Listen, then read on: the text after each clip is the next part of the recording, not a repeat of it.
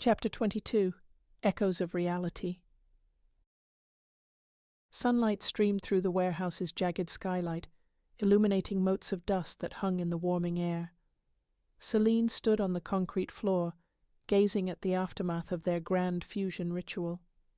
The Watchers, Dreamweavers, and newly freed detainees, her parents among them, were sprawled across mismatched blankets, still trembling from the exertion.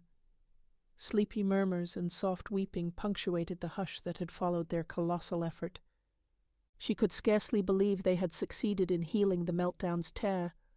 Where once illusions had prowled the city like savage beasts, now faint glimmers of color drifted peacefully, echoing memories rather than manifesting as nightmares.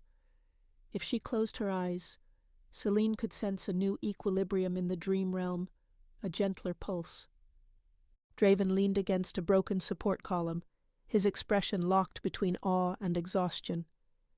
Nearby, Ava dozed in a shallow doze, her crutch resting at her side, while a pair of watchers monitored her with quiet concern.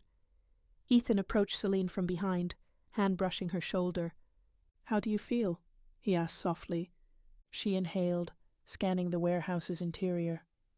"Relieved," she admitted, "and terrified still. The meltdown illusions are calmer, but the regime won't just disappear. And the traitor—" Her jaw tightened. A swirl of guilt sprang up whenever she remembered how close they had come to destruction. They still knew nothing of who had fed the regime their locations, or whether that threat lurked even now in the shadows. Ethan's gaze flicked around the makeshift camp. "We'll stay vigilant, but let's savor this victory." His hand settled gently on her back. "You reclaimed the dream realm for all of us, Selene. You and everyone who stood together. That's not nothing." She mustered a weary smile. Despite the swirl of questions, her heart lightened a fraction. "You're right," she murmured. "One crisis at a time." A stir of movement drew Selene's attention. Her mother stood, leaning on her father's arm, eyes brimming with emotion. They approached Selene hesitantly, as if every step felt both alien and liberating after years in sedation. Selene rushed forward, gently clasping her mother's hands. The older woman's face creased into a tearful smile, voice tentative. We barely understand how much time has passed," she whispered, her tone as soft as the memory of a lullaby. "But the echoes in this place, your illusions, the Watchers' fight, they tell us we're free." Selene fought back tears. "I've wanted this moment for so long," she breathed, voice cracking. "We have so much to talk about, but for now please rest. We'll keep you safe."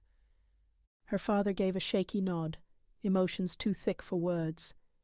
He raised a trembling hand, brushing Selene's cheek. She savored the warmth of that touch, letting years of ache and unanswered questions dissolve in the surging tide of relief. For all the trauma that remained, they had this instant, a family reconnected, and a city no longer strangled by meltdown horrors. Gradually, Watchers and Dreamweavers stirred, drawn to a battered table near the center of the warehouse for a communal meal of ration bars and water. Draven and Ava presided, though Ava's voice remained weak. They'd laid out crates for seating, forging a circle of solidarity. Murmured conversation drifted upward, a rustle of gratitude and planning. Victor soon joined them, haggard from days without proper sleep. He fiddled with his laptop, nodding to Draven. "So far, the meltdown illusions across the city are settling to a low ebb. People are glimpsing benign visions, memories, old stories, nothing like the nightmares that roamed before." He paused, eyes shifting warily. "And the regime's announcements are subdued. It's as if they're reeling from the meltdown's abrupt end." A ripple of cautious optimism spread. Ava brushed a stray hair from her forehead, meeting Draven's gaze. "This might be our best chance to expose what they've done, capturing Dreamweavers, building that assimilation program, forging the Nexus engine. If we can rally the city now—" "They could resist further oppression," Draven finished, a new hardness in his voice. "But we're still scattered, and the traitor could strike again, unless we flush them out." Ethan surveyed the circle. Whoever's feeding the regime info must be sweating. The meltdown illusions are tamed, so their advantage of chaos is gone. We keep them close, watch for any slip. Selene let her eyes drift around the ring of watchers, detainees, newly allied Dreamweavers. Each face told a story of survival, heartbreak, and fierce loyalty, yet suspicion still hovered at the edges like a thin layer of frost. She quietly resolved. They would not lose everything to a hidden dagger in their midst, not when they finally held a chance to reclaim the city's future. As midday waned, a plan took shape. The Watchers would coordinate with pockets of sympathetic citizens, revealing glimpses of the facility they'd destroyed, the detainees they'd freed, and the dream realm they'd stabilized. If ordinary people understood the scope of the regime's manipulations, and saw that illusions could be a force for healing, not terror, perhaps outrage would spark, or at least apathy might melt. A rebellion of sorts built on unity and truth. A single worry gnawed at Selene, how the regime might retaliate.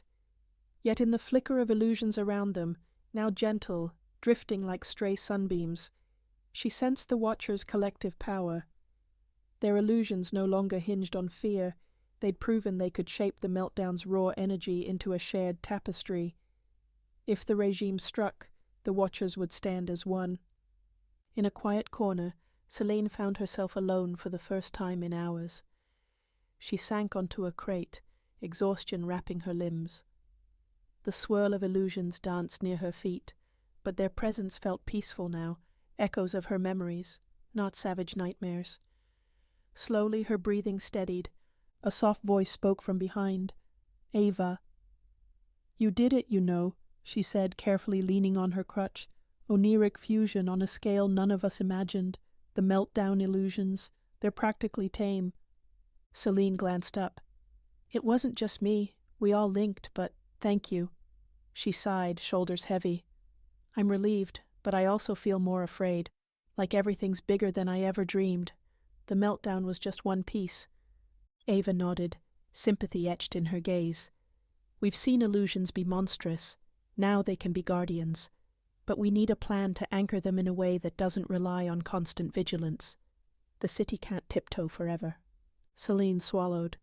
"If we form a dream council, some collaborative body of Watchers and Dreamweavers, maybe we can guide illusions responsibly. Ensure no meltdown or assimilation can happen again." Ava's eyes lit with cautious excitement. "Yes. People need to see illusions aren't inherently evil, just misused. And that Dreamweavers have a role in protecting them, not controlling them." Hope stirred in Selene's chest. A future where illusions were woven into daily life for healing and creativity, rather than weaponized oppression or meltdown nightmares. She nodded, standing. "We'll propose it to Draven and the others. Once the city sees us as protectors, maybe the regime's lies will unravel." A faint grin touched Ava's lips. A dream council. Her gaze drifted to the Watchers sprawled around the warehouse. Could be the city's best shot at real freedom. Toward evening, as the group prepared to dispatch envoys and gather scattered allies, Selene found her parents dozing side by side in a makeshift bedding area. She crouched, brushing a gentle hand through her mother's hair. They stirred, and her father offered a weary smile. Words remained scarce, but affection and gratitude shone in their eyes. She promised them a safer world, voice trembling with suppressed tears. She rose and met Ethan's gaze across the warehouse. He beckoned her closer. "Come see," he whispered, leading her outside through a warped side door. The late sun bathed the rusted metal and cracked asphalt in golden warmth. And overhead, where meltdown illusions once prowled, faint ribbons of color meandered softly like drifting auroras. People in distant windows leaned out, watching with wonder instead of terror. Selene's breath caught. "They're beautiful," she said softly. These illusions were a gentle echo of dreams, not the savage fiends that had threatened the Watchers' lives. Ethan slipped an arm around her. "You gave them that chance. You gave the city that chance." She swallowed, letting the moment crystallize, an echo of reality turned kinder through illusions reclaimed. The city's battered towers still loomed, the regime still held power, and a traitor lurked unseen. But illusions were no longer an unchecked horror. They were a promise of what dream energy could become when guided by unity and empathy. A faint breeze carried the smell of damp concrete and the distant hum of traffic. Selene exhaled, nestling closer to Ethan. The Watcher's next moves would define everything, whether they spurred the city into action or drifted into complacency. But as illusions swayed overhead, a quiet certainty settled in her bones. They were no longer alone, no longer powerless. Oneiric Fusion had shown them how to shape nightmares into hope. "We have a future to forge," she murmured, letting her eyes drift shut. "And for once, I think we might be equal to the task." Ethan squeezed her hand, gaze lifting to the radiant sky. "Then let's get to it," he said, voice brimming with soft conviction. In the twilight glow, illusions fluttered like silent birds, bearing the city's echoes of reality. The Watchers stood poised on the threshold of a new dawn, one where dreams, though fragile, might yet guide them to freedom.